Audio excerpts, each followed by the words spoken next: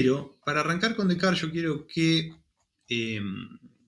tratemos de ubicarnos en una cuestión muy importante, que es el momento en el tiempo en el que estamos, ¿sí? Que a veces es algo que se deja de lado, pero como les decía, el tema este de la modernidad en filosofía es un momento particular, ¿no? Nosotros cuando decimos modernidad, así en el uso vulgar de la palabra, por ahí pensamos en algo como de muy reciente, ¿no? Como en algo contemporáneo, algo moderno, algo nuevo. Pero en filosofía, cuando decimos modernidad, ¿en qué siglo nos estamos ubicando? ¿Qué les parece? Si tienen que tirar así. ¿Qué siglo es? Más o menos. ¿En qué época estaríamos hablando si tenemos que hablar de modernidad en filosofía? O si saben, digamos, cuándo nació Descartes, en qué época vivió, más o menos, para ubicarnos en el tiempo. ¿Cero? ¿Ni idea? Las que vinieron a otras clases, no, claro. Quiero creer. Capaz que tampoco se acuerdan. Porque esto es muy... ¿Cómo? Capaz está mal, pero no es el siglo XVIII. Bien, ahí está. Eso me gusta. Que aunque piensen que esté mal, lo digan igual. Eso es muy importante. El siglo XVIII, así que siglo XVIII, 1700 y pico. Yo había dicho 16. Bien, pero... Sol dijo siglo XVI, ahí está más cerca. Bien, sí, la modernidad en filosofía es el periodo que sigue al Renacimiento, ¿no?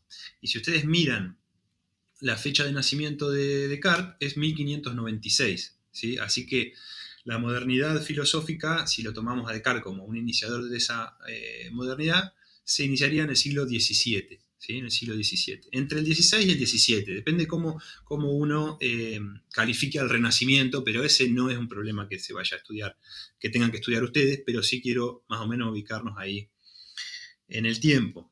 De hecho, les voy a mostrar acá, por acá tengo esta línea de tiempo, acá. A ver si lo pueden ver ahí. Filosofía moderna. Lo están viendo, ¿no? Bien. Filosofía moderna. Ahí ven el nacimiento de Descartes, 1596, y aparecen también otros autores que vamos a ver en las primeras dos unidades. Uno es David Hume, que está por acá. Otro es Kant. Por acá anda Hegel. Y por acá anda Marx.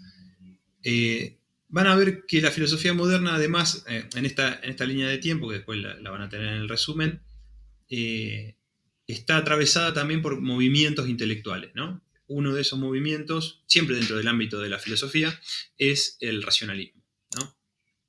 Que el representante más importante de este movimiento fue Descartes, pero también hay otros nombres como Spinoza y Leibniz ahí dando vueltas. A los racionalistas se le van a oponer los empiristas, ¿sí? Que son básicamente John Locke, David Hume, Berkeley, después los vamos a ver bien. Y después de eso va a venir el idealismo trascendental, pero ya en el siglo, entre el siglo XVIII y el XIX. Todavía no nos vamos a meter en eso. Pero más o menos vamos viendo el tiempo del que estamos hablando. Ahora, otra cuestión importante, antes de arrancar con el sistema de Descartes, es ver qué es lo que está quedando atrás, ¿no? Porque Descartes, con esto que seguramente han leído varias veces, de la duda, ¿no? De poner todo en cuestión, de destruir ciertas creencias o de dejar de lado todo aquello que se prestara a la menor duda, uno podría preguntarse, bueno, pero ¿por qué Descartes está tomando esta actitud? ¿Sí? Y Descartes está tomando esta actitud porque se está proponiendo superar un pasado, ¿sí? Superar un pasado filosófico que él considera, me sale una palabra terriblemente académica, que es vetusto, ¿sí? Un pasado totalmente anticuado, ¿sí? ¿Cuál es ese pasado anticuado? Bueno, es lo que hubo antes de la modernidad, ¿sí? En tiempos históricos, ¿qué es lo que hubo antes de la modernidad? Pregunta, ¿no? Si tenemos que tomar la historia de la humanidad. Antes de la modernidad, ¿qué hubo? ¿Edad media? La Edad Media, exactamente. ¿Sí?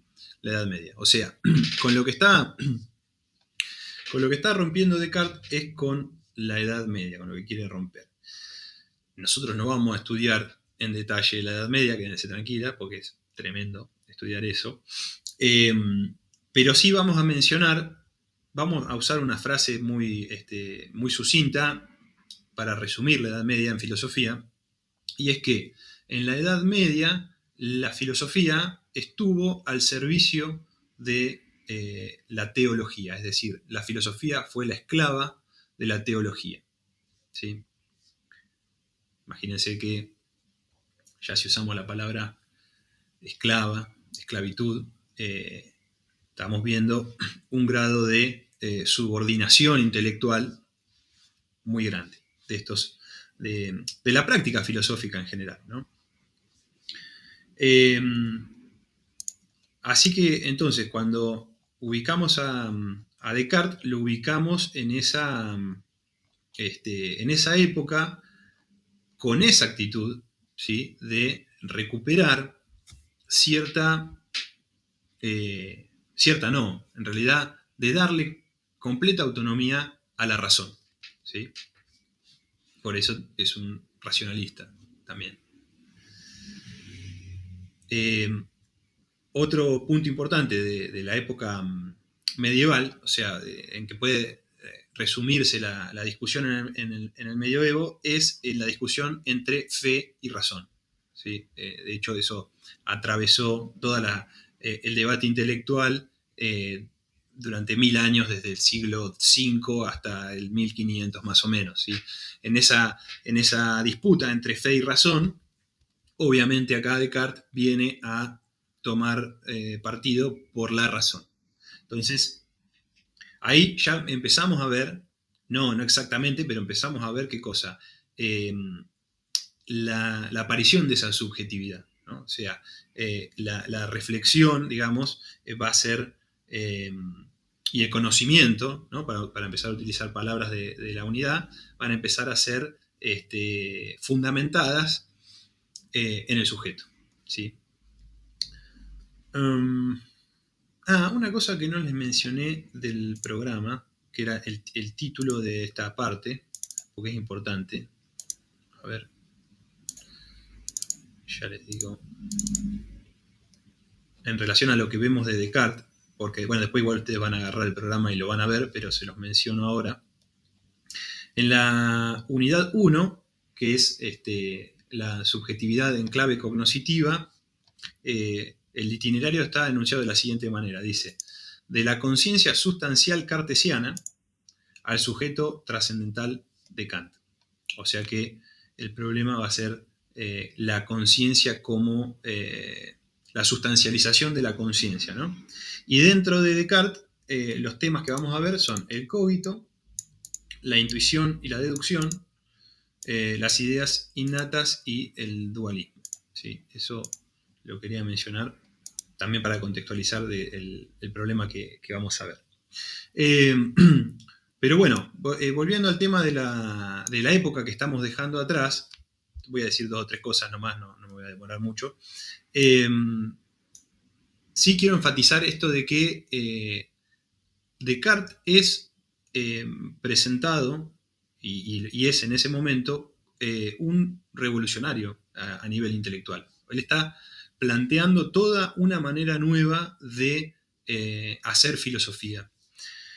Porque está rompiendo, como les digo, con la tradición medieval. Ahora, si tenemos que ver un poquito más en específico en qué consistía esa tradición medieval, podemos reducirla a 2 o 3 ítems como para estudiarla, ¿no?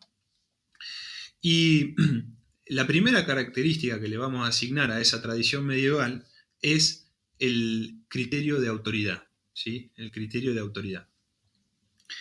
¿En qué consiste el criterio de autoridad? Bueno, simplemente en sostener que algo es verdadero porque lo dijo tal o cual persona o institución, ¿sí? Imagínense quién era la autoridad en la Edad Media. ¿Qué se imaginan? La iglesia. La iglesia. La institución iglesia, el libro sagrado, la Biblia, pero ojo, también en términos filosóficos, la autoridad era Aristóteles, ¿sí? Eso por ahí a veces queda medio colgado y es importante. El filósofo que utilizó el cristianismo para sostener su dogma fue, a partir de cierto momento, Aristóteles, y antes fue Platón también, ¿no? Pero bueno, eso no lo vamos a ver en detalle. Pero sí quiero que tengan presente esto del criterio de autoridad. Es decir, porque lo decía Aristóteles, porque lo decía la Biblia, porque lo decía la Iglesia, y una cosa más, porque lo decía el Papa, ¿sí? Eso también va a ser muy importante con la Reforma Protestante, que ahora vamos a charlar un cachito. La autoridad del Papa era muy, muy importante a nivel intelectual.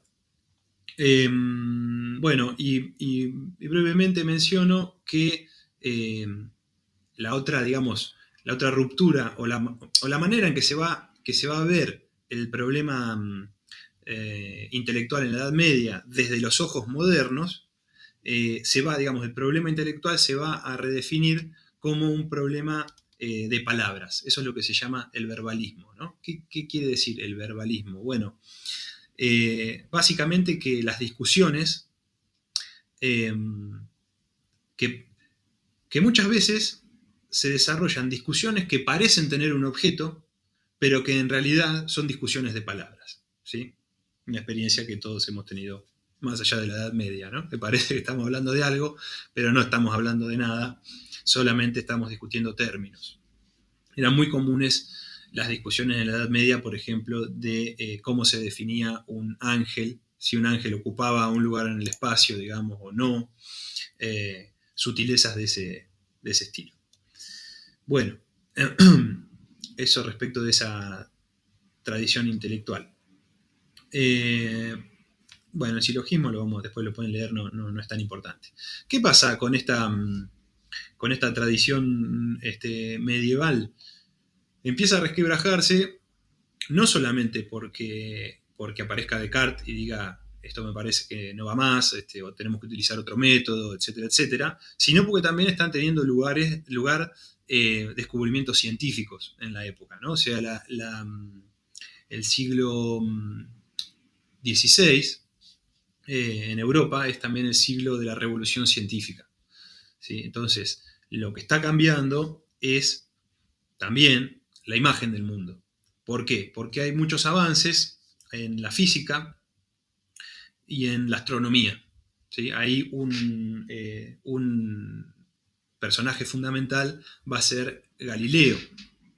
No sé si saben cuál fue. Bueno, Galileo hizo muchas cosas, pero tuvo un aporte muy famoso y muy fundamental en esta discusión. ¿Saben qué inventó Galileo o dicen que inventó Galileo? Por ahí alguien lo tiene presente. ¿El telescopio? Muy bien, Lucía, el telescopio, exactamente. Entonces, el telescopio fue dirigido hacia las estrellas, ¿no? Hacia el cielo. Y el cielo, es muy loco hablar de estas cosas porque ha pasado tanto tiempo que uno lo describe y parece realmente como un cuento, ¿no? Pero esta era la imagen del mundo que había. O sea, el cielo estaba definido en términos aristotélicos, primero, como un lugar perfecto, de esferas perfectas, ¿sí? O sea, los planetas eran para Aristóteles de esferas perfectas, sin ningún tipo de defecto, que se movían en círculos. Y eso lo recoge también la Iglesia, digamos, y lo hace funcionar con un paradigma basado obviamente en la revelación y en el cristianismo. Pero Galileo apunta el telescopio al Sol, ¿sí? Además Galileo se quedó ciego, no sé si sabían eso, por mirar por el telescopio, se fue quedando ciego con el tiempo por cómo le daba el sol en los ojos. y decía, che, pero yo veo manchas en el Sol. O sea, el Sol está manchado, no es perfecto. Tiene defectos. Claramente se ve algo acá que no es parejo. Y ¿saben qué le respondía a la iglesia? Le decía, lo que está manchado es la lente de tu telescopio. ¿Sí? O sea, fíjense que simbólicamente es muy importante esa respuesta, ¿no? Porque es como, es esa lucha entre un esfuerzo o un paradigma científico nuevo que está matematizando el mundo, y acá eso es muy importante para la filosofía de Descartes, la matematización del mundo que está teniendo lugar en esta época, y una tradición, digamos ya, que está siendo superada, que se está quedando con una imagen del mundo que está dejando de funcionar, ¿no? Igual, digamos, se mantiene hasta el día de hoy, pero en ese momento empezaba a dar signos de agotamiento por esos descubrimientos científicos. Bien, el otro personaje que va a ser importante en estos cambios va a ser Copérnico, ¿sí? Copérnico. ¿Por qué fue importante Copérnico? A ver si alguien tiene presente al pobre Copérnico. ¿Alguien se acuerda qué hizo, a qué contribuyó Copérnico en esta imagen del mundo? ¿Se acuerdan? No sé si ya leyeron en algún momento a Kant. Kant en un momento va a hablar de revolución copernicana en filosofía. Para hablar de revolución copernicana en filosofía, primero tenemos que saber qué fue la revolución copernicana. ¿Qué fue lo que cambió Copérnico en esa imagen del mundo? Sin miedo a equivocarse. Eso, que la Tierra no es, que la Tierra es redonda. Que giramos en torno al Sol. Esto. Ahí va. ¿Que la Tierra es redonda? No. Ahí escribió Micol. Copérnico descubrió que la Tierra no es el centro del universo, sino el Sol. Claro, eso, exactamente. Sí, que no somos, que lamentablemente no somos el centro del universo, ¿no? Esto es una idea que además después la va a retomar, ustedes sabrán decirme mejor, yo no sé dónde, pero la va a retomar Freud también, ¿sí? Esto de que no somos el centro del universo, no somos el centro de la creación, ¿sí? Pasamos a ser un animalito ahí que da vueltas alrededor del Sol con todo el resto de los planetas. Y ahí, si agregamos a Darwin, pero bueno, falta todavía para que aparezca Darwin, ya se va desarmando toda esa filosofía escolástica. Ahí va, esa palabra muy importante, filosofía escolástica. Con esa filosofía quiere romper Descartes, ¿sí? La filosofía escolástica es básicamente la filosofía de la Iglesia, que está basada en la Biblia, pero también, no se olviden, en Aristóteles, ¿sí? En Aristóteles. Aristóteles era una gran autoridad en filosofía hasta el siglo XVII. Bien.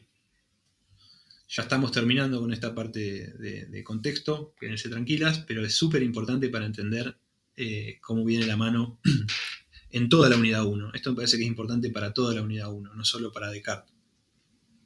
Bueno, le vamos a agregar a esto de Copérnico, que nos cambió esta imagen que teníamos de dónde estaba la Tierra, le vamos a agregar la Reforma Protestante.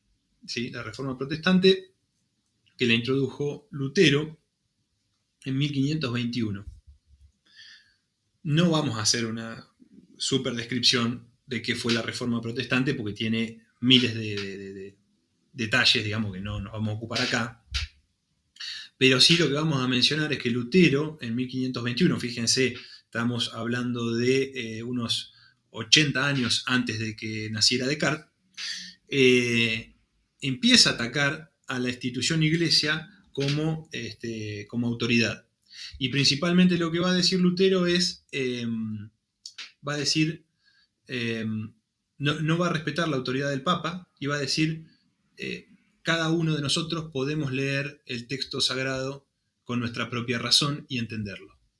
¿Sí? Y eso va a ser muy importante. ¿Por qué? Porque Descartes básicamente va a hacer lo mismo. Se va a sentar al lado de una estufa a olvidarse de todo lo que, todo lo que aprendió hasta ese momento para refundar el saber. Va a decir, yo, y ahí está la gran palabra de la unidad 1, yo, el yo, ¿sí? Yo puedo justificar el conocimiento desde mi propia razón. No necesito ir a la autoridad iglesia, no necesito ir a la autoridad Aristóteles para sostener lo que es, para sostener la verdad, básicamente, ¿no? Para sostener el conocimiento. Puedo encontrar en mí mismo la fuente de ese saber. Bien. Ahora, bueno, todo lo que mencionamos hasta recién, le vamos a agregar un hecho histórico más, que son los viajes de descubrimiento que empiezan a hacer los europeos en la modernidad, cuando nos descubren a nosotros. Por ejemplo, Colón, los viajes de Marco Polo, bueno, de muchos exploradores de esa época. ¿A qué contribuyen también esas cuestiones? A modificar la imagen del mundo que se tenía hasta ese momento. Hasta ese momento se conocía solamente Europa y una parte de Asia, y empiezan a aparecer continentes nuevos. Todo esto contribuye a una sensación general de una palabra que es muy importante en esta unidad, que es el escepticismo, ¿sí? Hay una sensación general de escepticismo en la cultura europea de esa época, por lo menos a nivel intelectual, ¿no?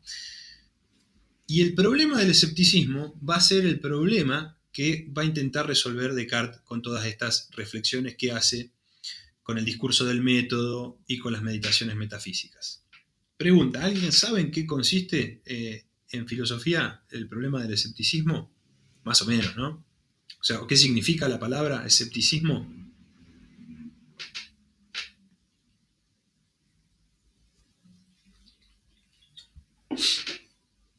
¿No? ¿No quieren arriesgar? ¿Que no creen nada? Que no creen nada es como la definición usual del escéptico, ¿no? Dicen, este tipo es un escéptico, el tipo no cree en nada. Pero en términos de teoría del conocimiento, ahí estoy leyendo lo que ponen, Micol dice que no hay ningún conocimiento que sea verdadero, y Candelaria dice, plantea que el ser humano no puede conocer la verdad. Muy bien.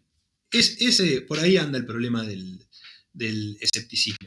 El escéptico, o la escuela escéptica en términos estrictos, lo que dice es que existen argumentos racionales tanto para probar A como no A. Es decir, para probar tanto la tesis como su contraria. ¿Se entiende? Voy de vuelta. El escéptico dice que existen argumentos racionales para probar tanto A como no A. Es decir, tanto una proposición como su contraria. ¿Sí? Por ejemplo, yo podría decir que existen los mismos argumentos racionales para sostener que el hombre es libre o que el hombre está determinado. ¿Sí? Que el hombre es libre o que no es libre. ¿Sí? Vamos a ponerlo en términos de psicología. Podría decir, existen argumentos racionales tan contundentes como para sostener que el inconsciente existe o que no existe. Y si aceptamos el problema del escepticismo, estamos en un problema gravísimo. Porque entonces uno que dice que da todo igual. O sea, da todo lo mismo. Si vos me estás diciendo que podés probar tanto una cosa como la otra, ¿de dónde me sostengo para defender una práctica psicoanalítica? Y soy un chamán, digamos, ¿no? Y ahí nos metemos en problemas de epistemología que no vienen al caso, pero sí acá está, digamos, sugerido esa discusión. Sugerida no, esta es la discusión, digamos. Este es el adversario con el que va a discutir implícitamente Descartes, ¿no? Con sus meditaciones metafísicas y su